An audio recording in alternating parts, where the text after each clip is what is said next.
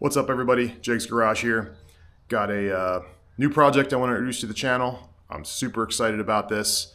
I've been out of the Jeep world for so long. I finally got myself back into a Jeep. Always thought it'd be back into a Cherokee. Not in a Cherokee. So let's take a look. Here's the new project.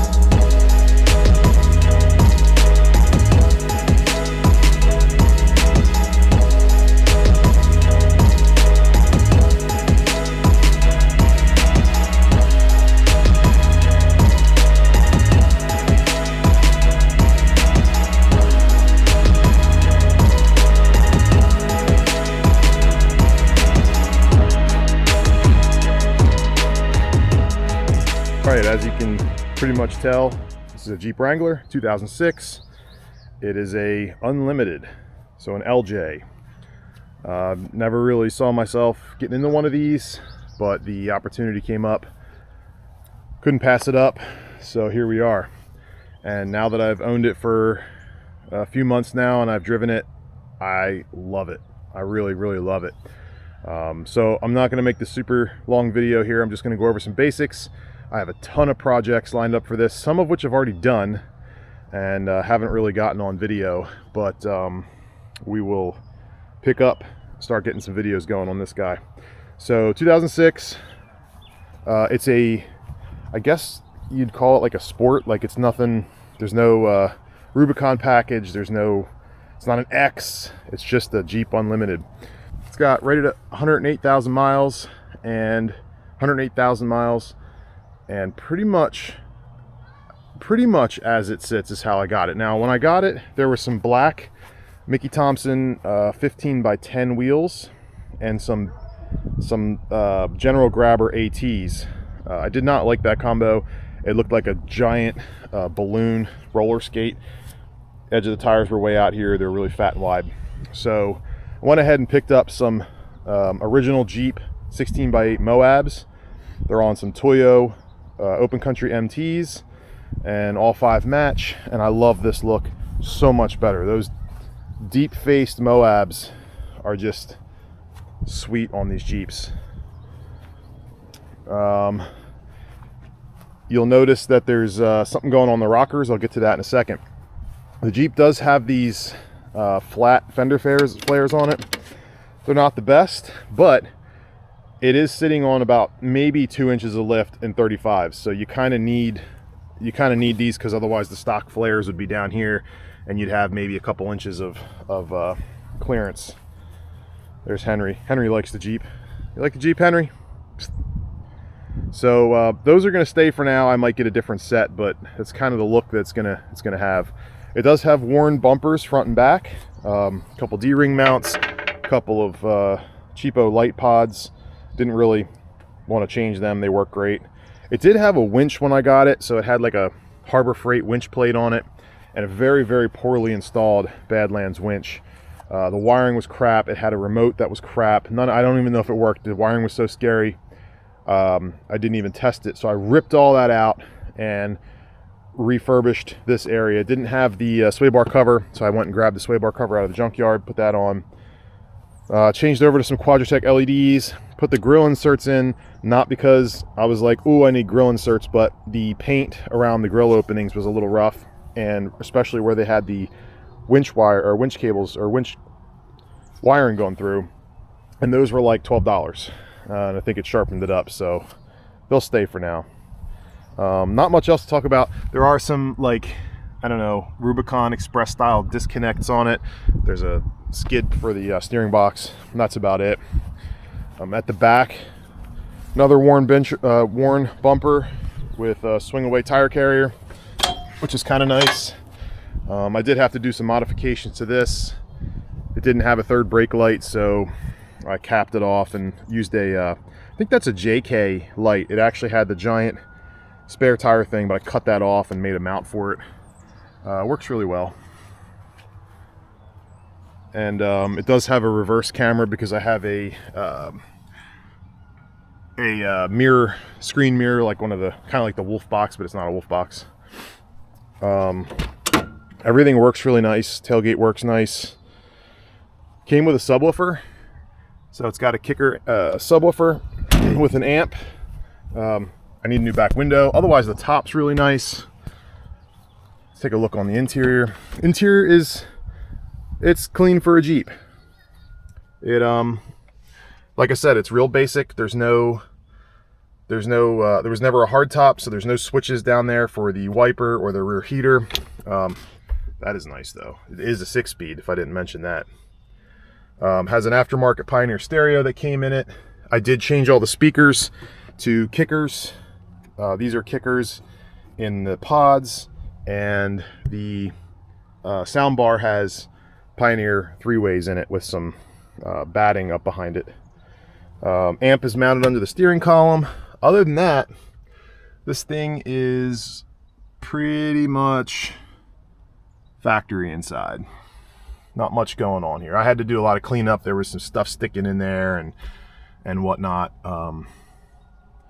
But otherwise, it's pretty good. No factory sub in the console. Again, it's very low options.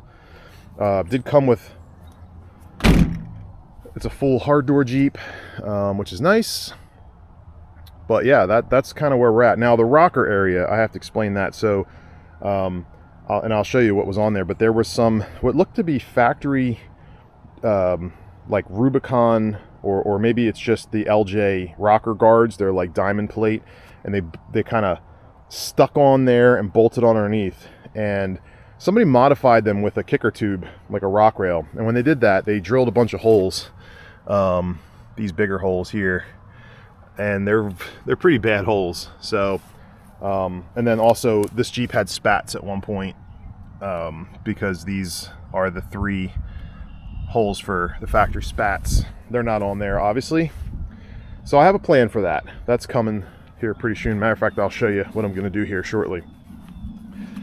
Plans for this Jeep are, I have some mechanical stuff that I have to do to it. So I've already done some of it. The heat shielding for the injectors was completely rotted away, so I went ahead and got a DEI heat shield kit and wrapped the injectors. You'll see a video for that. And in the process, I had to get a new fuel rail. So that was kind of an adventure. Everything else is good under here. It's all stock. Just had to replace a couple things to bring them up to my standard, but otherwise we're pretty good. I have a full exhaust for this. I had to replace the, I get codes for the cats occasionally. Well, I think it's for the cats. So this has the 2 cats, one off of each bank of the exhaust manifold. So I have the whole new cats all the way back and a whole new cat back to put on this. So I'll try to get a video of that. Otherwise, we're good to go under here. But yeah, so far I've been real happy. It drives really nice. The 6-speed is awesome. It's a lot of fun. I've had it off-road once already at a buddy's property. Maybe I can steal some video from Joe's Jeep shop, Just Jeep It. Maybe I can steal a little bit of video from him and plug in the channel here. But it's a lot of fun. I have a lot of plans, a lot of little parts I'm making. Some I've already made, some that still need to be made. So I'll make sure I get some content for the channel. Or some of you are dying to see underneath of this thing, because this is where most of them have problems. results of the first trail ride. I had to do a little drift stitch there. It's just plastic. Underneath is pretty clean. It's not rusty, but it's not brand new either. So here's a look at the frame. We'll get back to that in a second.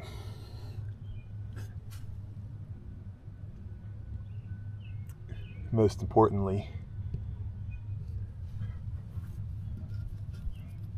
there's a little bit of grunge up there, but there's a little bit of road dirt up there, but otherwise there's no bubbling, the inside of the frame, I used the bore scope. It's actually really clean. So while it's clean, I'm gonna go ahead and do a bunch of treating to this so that it stays clean as long as possible. The underbody is actually pretty good. There's some surface rust. Like you can see, that's where the original rock slider's mounted, so it's a little funky looking there, but it's still solid. So I'm gonna clean all this up too, as best I can. But all the body mounts are sweet. They're all clean. This here is probably one of my only concerns. Now when I look from the inside, it doesn't look that bad. And I believe that this delamination here is the actual transmission skid plate, not the inside of the frame, but it's hard to tell.